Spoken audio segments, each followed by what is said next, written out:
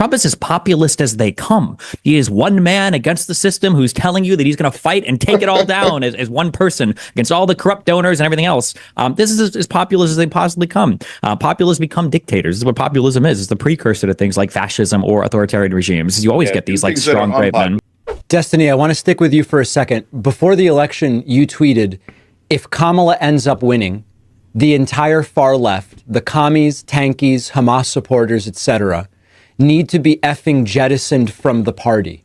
We don't need them to win. We can turn out our own base, and they are an absolute effing cancer to be associated with.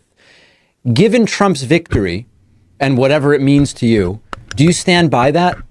Yeah, 1,000,000,000,000%. I think that having to answer for having to, well, but I mean, I represent far more of the party than the far left. Apparently you don't. Apparently you represent the loser wing. You can the loser, like every progressive candidate that is running in all of their elections that are being tossed. They lose their primaries. They lose their actual elections. Like they're losers. They're by definition they're losers. The issue is that one is the lefty media sphere will. Oh yeah, he's serious, folks. 1,000,000,000,000%. That's like a lot of percent, right? I know what that tells me.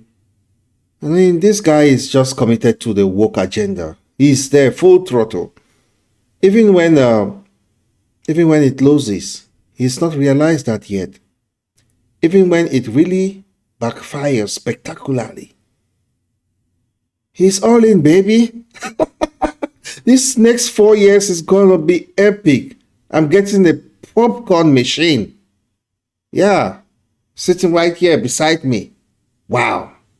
Never, ever support a candidate that is electable in the mainstream. They just won't. They turn on Bernie Sanders and they turn on AOC. Even those people aren't far left enough for the insanity that is the far left online now. So trying to kowtow to this like group of people who want to see like an actual communist or like this like anti-capitalist or this like just somebody that's too far left that most European countries probably wouldn't even support in leadership. It's just an unrealistic proposition. Unless they can actually prove, some of their I guess merit at more local levels or even like in congressional levels rather than just like for the presidential race. That's number one. And number two, that media sphere is toxic and we have to pretend that they're part of the in-group. Again, a big toxic, eh? Anyway, so we have Cenk here, bless his socialist heart. I don't support him, but he's trying to inject some kind of sanity into this conversation. And he pointed out correctly that the media doesn't exactly have Trump's back. But Destiny, oh no, he's just deep in this woke matrix where reality is whatever the liberal elite tells him. No Joy Behar, Whoopi Goldberg, those guys. Yeah, that's his source. But you think the media is toxic, Destiny? Have you really looked in the mirror lately? Like, my dude, come on. I'm not an American, but we see all these from Wakanda. Maybe you should take a trip. Come and live in Wakanda for a week. Then you look at America, with an open mind. Then you see everything that is going on with the left. Half of the population, they are completely blinded, in my personal opinion. They are. Because the only toxicity I see is coming from your really, I'll say, rage-filled rants that you've been having in most interviews that you conduct about anyone who really just disagrees with you. Come on, Destiny. This can't be serious. I love you for the content you give us, but I mean, yeah. If I didn't take this as a joke, I would have gone insane. Benefit that Trump enjoys is when he gets attacked, Trump can run this whole media circuit on the right where every single person is sycophantically obsessed with him. He doesn't have to answer any attacks. He can sit there and attack the other side endlessly and relentlessly, and there's no accountability. Kamala Harris or the Democratic candidate is like, okay, well, going on the right platforms is very difficult because these people are going to, rake me over the coals. And then I go to the left platforms. These people all call me corporate sellouts, donor class, whatever. Okay, well, Jesus, I've got my center left media, but they're so obsessed with trying to be fair and balanced and to try to not be not have like Trump derangement syndrome that they're going to hold me like ultra accountable. So you have these wacky, unbelievable moments where people like Walz and Vance are on stage, and the question for Walz is, didn't you lie 20 or 30 years ago about the months you were in Taiwan? And then the question for Vance is like, did you really mean it when you said you would also overturn like the next election? And we have to pretend that these two things are even. It's just ridiculous. The Democrat establishment and then the Democratic media sphere needs to do a better job at like reinforcing the voting for the in group, because at the end of the day, the only thing that matters is getting your candidate elected. You can do all the activism on Twitter or whatever you want, but if you're not pushing for electable candidates to get elected, then you're engaging in slacktivism. Cenk, feel free to respond to that however you want, but I would love to hear you address the issue Destiny's bringing up about the asymmetry when it comes to the media ecosystems. And it's not about if she had done Rogan, she would have won. I don't believe that. I don't think there's any evidence of that, but generally the question of the media ecosystem. Yeah, so lots of thoughts here. First off, why could Trump overcome it and Bernie couldn't? You're leaving out the fact that Trump was an enormous celebrity, and they literally gave him over $1 billion in free media as he was running on the Republican side. Whereas Bernie Sanders got, in his miraculous run to catch Hillary Clinton that started in 2015, where he went from 1 point to basically about 48 percentage points, ABC covered him for 7 seconds, the whole year, 7 seconds. So that's what mainstream media does, because they're literally corporate media. They're multi-billion-dollar corporations. So they hate actual populists like Bernie Sanders. Fake populists like Donald Trump. Oh, it's a clown show. We're having fun. Give him a couple of $1 billion in free media and see how it turns out. Well, it turned out very poorly. And there's a conflation here between mainstream media and left-wing media. I think that the question on the debate stage that Destiny's referring to, yeah, totally outrageous, asymmetrical, ridiculous. Those two things are not comparable. That's mainstream media doing false equivalency. That's not the conversation that we're having here. We're very, very far from mainstream media. So in terms of what went wrong with the Just Democrats real quick, and then I'll come back to what should left-wing media do. So in the beginning, when the co-founders were running it, that's when we ran to 70 candidates and we were very successful. Unfortunately, all of us kind of left the building for different reasons. And then the new management decided they were going to run only a small number of races. But to be fair to them, they actually won a very high percentage of those races in the second time around. That's how they were able to build up from 4 to 11. So there's good arguments, political strategy-wise, for either direction. But what really took the steam out of Just Democrats is that the founders wanted AOC and the others to go in a populist left direction, an economically populist direction. And instead, that's very, very difficult. The reason why it's so difficult is because their colleagues get so mad at them if they talk about money and politics. Because then they all go, are you saying Hakeem Jeffries is corrupt just because he took all this money from the oil companies, the drug companies, the banks, AIPAC, every other lobbyist? You better not be mean to your colleagues. So they don't hold theirs on our most accountable. popular positions, and they went identitarian left instead.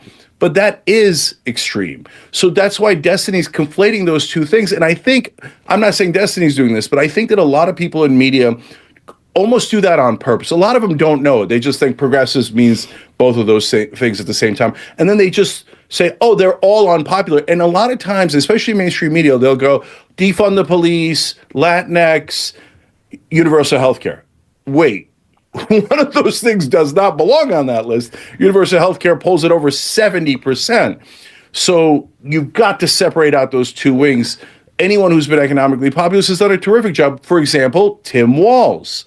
We all like Tim Walz, right? Every wing of the Democratic Party likes Tim Walz. Well, Tim Walz was an economic populist, got a lot of things passed in Minnesota, and was rewarded for it, and was very, very popular in Minnesota because he delivered for the average guy, including paid family leave, and which is actually very, very easy to pass. It's at 84% approval.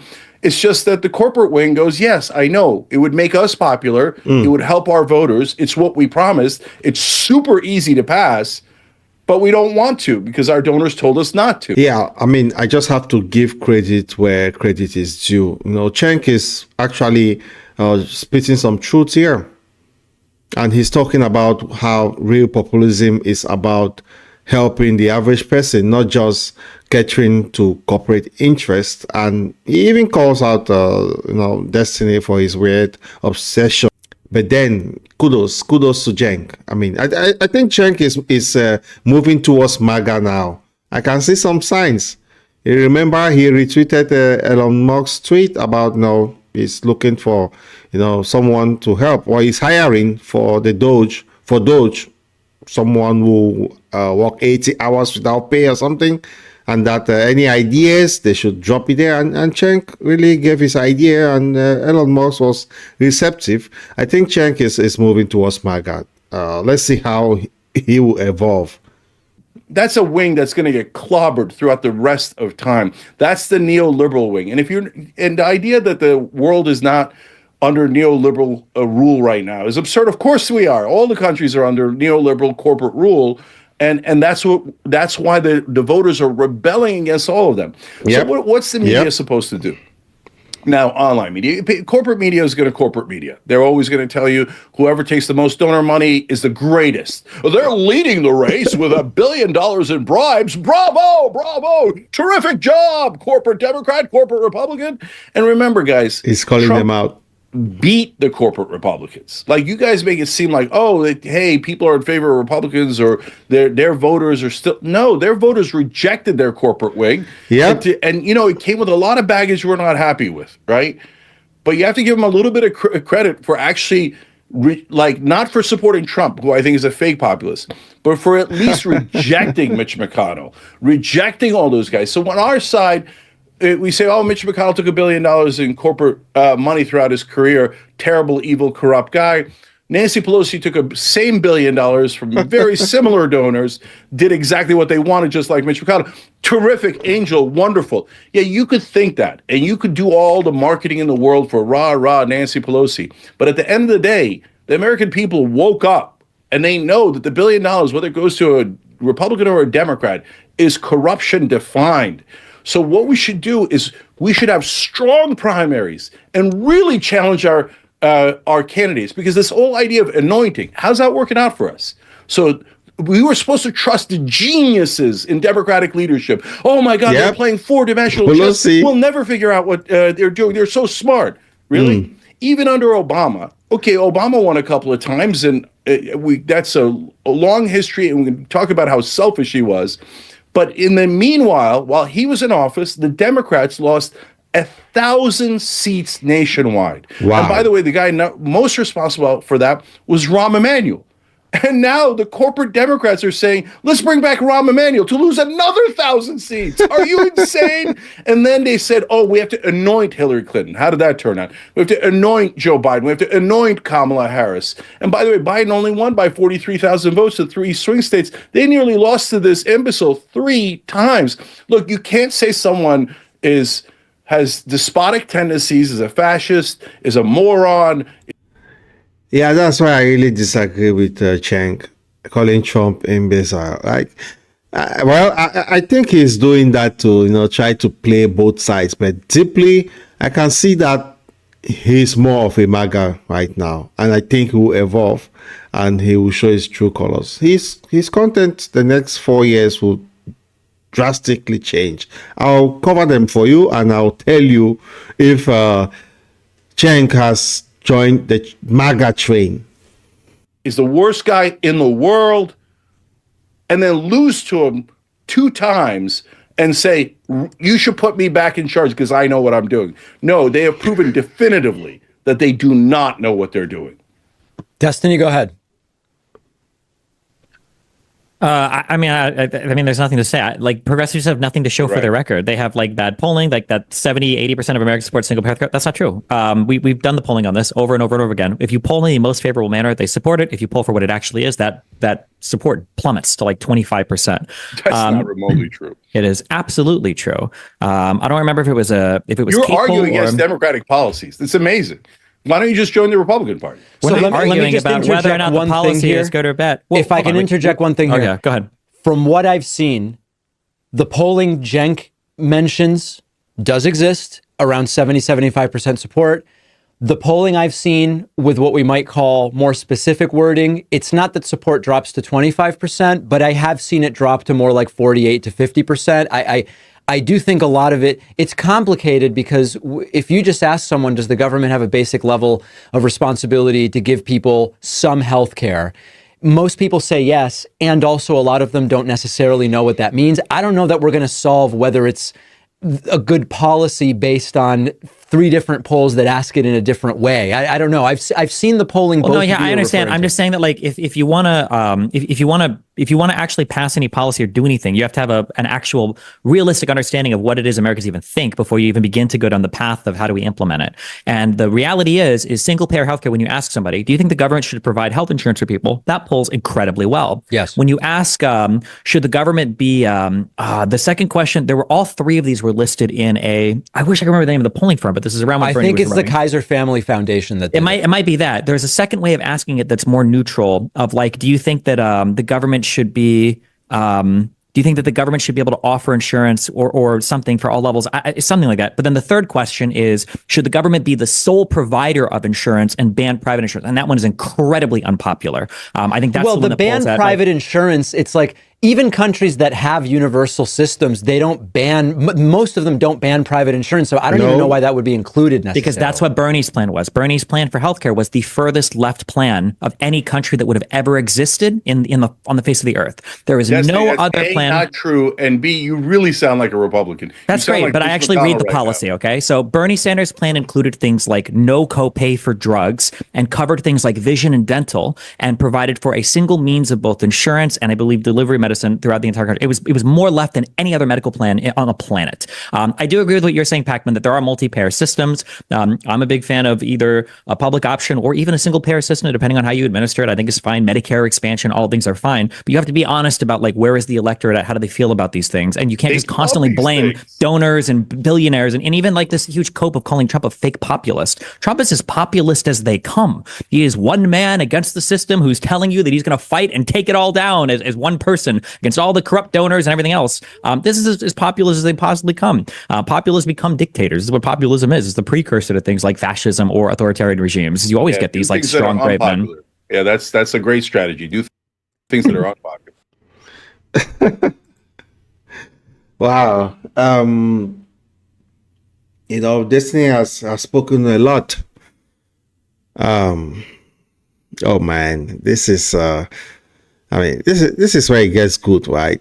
Destiny out here in David Pakman Show, talking about single payer healthcare that is unpopular, even though there are polls that show that most Americans actually support it, but he was trying to look for this loophole to actually justify his point. No, this is just classic woke tactic, right? It's really dirty. Just ignore the facts and just twist the narrative and pretend that you're the voice of the people. Except the people aren't buying it anymore, Destiny. Everybody's eyes are open, not just in America, all over the world. We see through everything. We can't be fooled anymore. We can't be fooled. Nobody, and nobody is afraid to be cancelled anymore. But of course, Destiny can't really handle hearing different perspectives. So remember that most of these guys, they are from the left and they are going at it. And that's what we love when you see them argue amongst each other. Destiny is just too busy, in my opinion. He's just too busy virtual signaling and trying to score some points with this, I'll say, woke Twitter mob. If you go to his Twitter feed, you'll see what I'm talking about. It's like this embodiment of that. I'm not arguing. I'm just explaining why I'm right. Yeah, some kind of a meme, right? But I'll say that, sometimes it just sounds like some woke, uneducated guy. Sometimes it just speaks like, I don't want to go that way, but you know what I'm talking about. the kind of rage that only comes from being constantly wrong all the time for so long, but never admitting it. It's deep, really deep inside him, inside Destiny. And yeah, I'll just leave it there, because if you're not taking this for fun, I guarantee you have mental health problems. Because sometimes what I hear this guy talk about is really, really out of this planet. So I'll just leave it here. I mean, and why Destiny is really the gift that keeps giving to us content creators is beyond me. But for anyone who really enjoy watching this woke meltdown in their purest form, well, hit that like button and make sure you subscribe, because as we all know, Destiny is just a walking, talking example of everything that is wrong with the far left, and I'll keep bringing it to you right here on the Black Coffee Podcast. Okay, thanks for tuning in, and I'll see you in the next one. Cheers.